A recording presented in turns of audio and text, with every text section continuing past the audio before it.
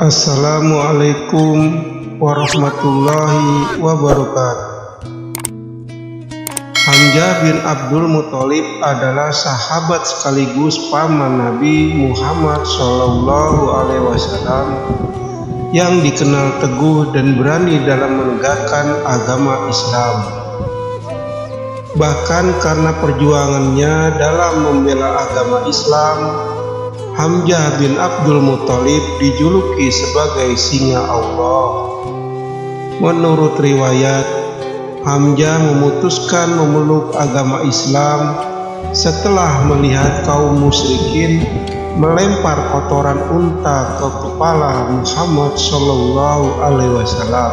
Ada pula yang menyebut bahwa Hamzah tidak terima ketika Nabi Muhammad SAW dihina dan diserang oleh Abu Jahal. Setelah membalas hinaan yang diterima Nabi dengan menyerang Abu Jahal, Hamzah memeluk Islam. Proses masuk Islam Hamzah bin Abdul Muthalib diperkirakan berlangsung pada sekitar tahun 616. Sejak masuk Islam, Hamzah bertindak sebagai pelindung Nabi Muhammad SAW dan melakukan dakwahnya secara terbuka. Selama mengikuti Nabi Muhammad SAW berdakwah, Hamzah bersama dengan Ali bin Abi Thalib bersama-sama berusaha menjaga Nabi Muhammad SAW dari gangguan kaum musyrikin. Hamzah bin Abdul Muthalib, paman Nabi Muhammad SAW, berhasil melumpuhkan Tu'aimah bin Adi dalam perang Badar hingga tewas. Kematian itu sangat membuat sedih keponakan Tu'aimah, Wahsy bin Harb. Wahsy bin Harb dikenal juga dengan Abu Dasamah. Dia adalah hamba sahaya Zubair bin Mut'im, seorang bangsawan Quraisy. Karenanya Wahsy selalu menunggu waktu yang tepat untuk membalaskan dendam pamannya kepada Hamzah. Hamzah bersama Ali bin Abi Thalib menunjukkan keberaniannya yang luar biasa dalam membela Islam, sampai kaum muslimin berhasil memenangkan pertempuran. Setelah itu, Hamzah kembali terlibat dalam pertempuran, yakni dalam perang Uhud, yang merupakan lanjutan dari perang Badar antara kaum muslim dengan kaum Quraisy.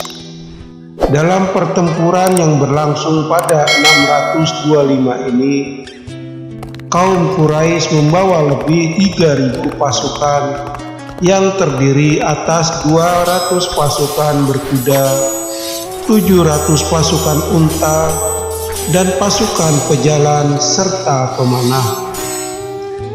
Sementara kaum muslimin yang dipimpin oleh Nabi Muhammad SAW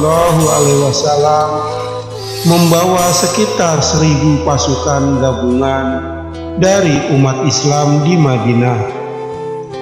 Tokoh yang menjadi sasaran utama dalam pertempuran ini adalah Nabi Muhammad SAW dan Hamzah bin Abdul Muthalib radhiyallahu anhu. Rencananya Hamzah radhiyallahu anhu akan ditangkap secara keji oleh seorang budak bernama Wahsy bin Harb yang dikirim kaum kafir Quraisy. Wahsy diberi tugas untuk menangkap Hamzah radhiyallahu anhu, dan apabila berhasil, ia akan dibebaskan dari perbudakan. Akhirnya kedua pasukan ini bertemu di dekat Jabal Uhud dan terjadilah pertempuran hebat. Hamzah radhiyallahu anhu memimpin sebagian kaum muslimin dan mulai menyerang dari arah kiri serta kanan. Seluruh pasukan kaum muslimin bergerak maju secara serentak, sampai akhirnya puncak kemenangan sudah hampir dicapai oleh kaum muslimin. Meskipun kemenangan dirasa sudah dekat, Nabi Muhammad Shallallahu Alaihi Wasallam meminta agar pasukan tetap berjaga di atas bukit Uhud. Tetapi perintah ini tidak dihiraukan. Pasukan Islam justru sibuk memungut harta benda kaum Quraisy yang tertinggal. Kondisi ini ternyata dimanfaatkan oleh kaum kafir Quraisy sebagai peluang untuk melancarkan serangan balik. Kaum Quraisy mengambil keputusan untuk pergi ke Uhud untuk memerangi Nabi Muhammad Shallallahu Alaihi Wasallam dan para sahabatnya yang telah membunuh kawan-kawan mereka pada saat perang Badar.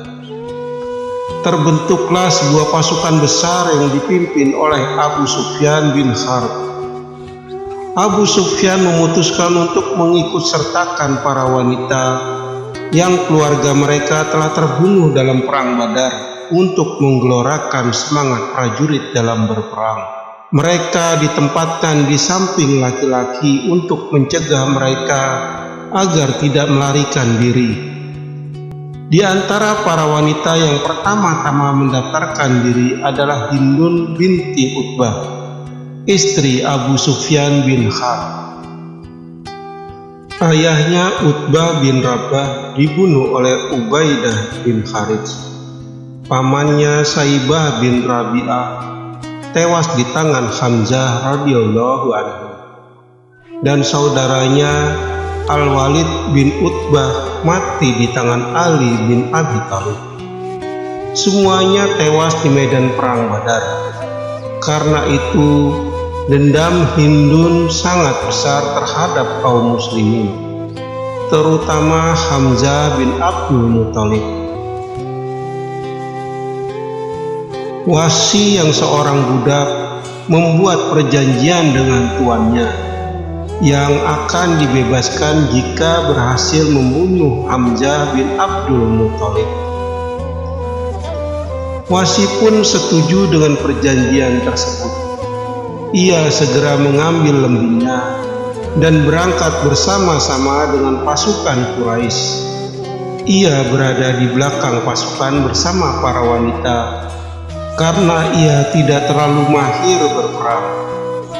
Hanya saja Wasi memiliki kemahiran melempar lembing. Lemparnya tidak pernah meleset sedikit pun dari sasaran. Sejak perang Uhud dimulai, Wasi terus mengawasi pergerakan Hamzah bin Abdul Muthalib. Setiap kali bertemu dengan Wasi, Hindun selalu melihat ke arah lembingnya yang berkilat-kilat kena sinar matahari, sambil mengobarkan api dendam di hati Wasi. Ketika dua pasukan bertemu, Wasi keluar dari tenda dan mengincar Hamzah radhiyallahu anhu dengan diam-diam. Ia memang telah mengenalnya sebelum itu. Tidak sulit bagi siapapun untuk mengetahui siapa Hamzah bin Abdul Muthalib, karena dia selalu memakai bulu burung unta di kepalanya sebagai tanda kepahlawanan seperti lazimnya orang Arab waktu itu. Memang tidak lama kemudian Wasi melihat Hamzah radhiyallahu anhu maju bagaikan unta kelabu, merobohkan lawan-lawannya dengan pedang tanpa hambatan. Tidak ada yang berani menghadang atau berdiri di hadapannya. Sementara itu Wasi berdiri di balik sebuah batu besar, menunggu Hamzah radhiyallahu anhu mendekat ke arahnya. Tiba-tiba seseorang penunggang kuda pasukan Quraisy yang bernama Siba bin Abdul Uzza datang dan menantang Hamzah ke arah Wahsy. "Lawanlah aku, wahai Hamzah, kemarilah, tantang Syibah." Hamzah menoleh lalu melompat ke arah Syibah. Tangannya bergerak memukulkan pedang. Sekali tebas Syibah jatuh tersungkur, bermandikan darah di hadapan Hamzah radhiyallahu anhu. Wahsy mengambil ancang-ancang dengan posisi yang tepat, sambil membidikkan lembingnya. Setelah dirasa mantap, ia lemparkan senjata tersebut ke arah Hamzah radhiyallahu anhu. Lembing melesat ke depan dan tepat mengenai perut Hamzah bagian bawah, tembus ke selangkangannya. Pahlawan Islam yang dikenal dengan singa Allah itu melangkah berat kira-kira 2 langkah, kemudian jatuh dengan lembing bersarang di tubuhnya. Wahsy tidak bergerak dari tempat persembunyiannya. Setelah yakin Hamzah radhiyallahu anhu benar-benar tewas, baru ia mendatangi tubuh Hamzah radhiyallahu anhu dan mencabut lembingnya, lalu kembali ke perkemahan karena tidak ada kepentingan selain itu. Pertempuran berkecamuk dengan sengitnya. Korban pun mulai berjatuhan. Tatkala tentara kaum muslimin mengalami desakan hebat, Hindun dan beberapa wanita lainnya keluar dari perkemahan, lalu melangkah di antara mayat-mayat yang bergelimpangan. Satu persatu ia bedah perut dan ia congkel mata mereka, sedangkan hidung dan telinga ia potong lalu dibuatnya menjadi kalung dan ia pakai. Hati Hamzah bin Abdul Muthalib ia punyah dan muntahkan kembali. Seusai pertempuran, Wahsy kembali ke kota Mekah bersama rombongan tentara Quraisy. Sampai di Mekah ia pun dibebaskan oleh Zubair sesuai dengan janjinya. Sejak saat itu, Wahsy bebas dari perbudakan dan merdeka. Nabi Muhammad SAW sangat bersedih begitu melihat jasad Hamzah bin Abdul Muthalib dan segera menyalatkannya. Hari-hari terus berlalu. Kaum muslimin yang berada di Madinah kian bertambah. Pasukan mereka semakin kuat dan semakin besar. Semakin bertambah kekuatan kaum muslimin, semakin besar kekhawatiran Wahsy. Kegelisahan dan ketakutan semakin menghantuinya. Tatkala kaum muslimin berhasil menguasai kota Mekah, Wahsy melarikan diri ke kota Taif sambil mencari tempat yang aman. Namun hanya beberapa saat saja penduduk Taif pun menyatakan diri masuk Islam. Wahsy bingung hendak lari kemana. Tak ada lagi tempat sembunyi. Penyesalan datang menghinggapi dirinya. Bumi yang luas terasa sempit. Dalam keadaan seperti itu, seorang sahabat menasehatinya, "Percuma saja engkau melarikan diri, Wahsy. Demi Allah, Muhammad SAW tidak akan membunuh orang yang masuk agamanya dan mengakui kebenaran Allah dan Rasul-Nya," ujar sahabat tersebut. Demikian kisah syahidnya Hamzah bin Abdul Muthalib radhiyallahu anhu.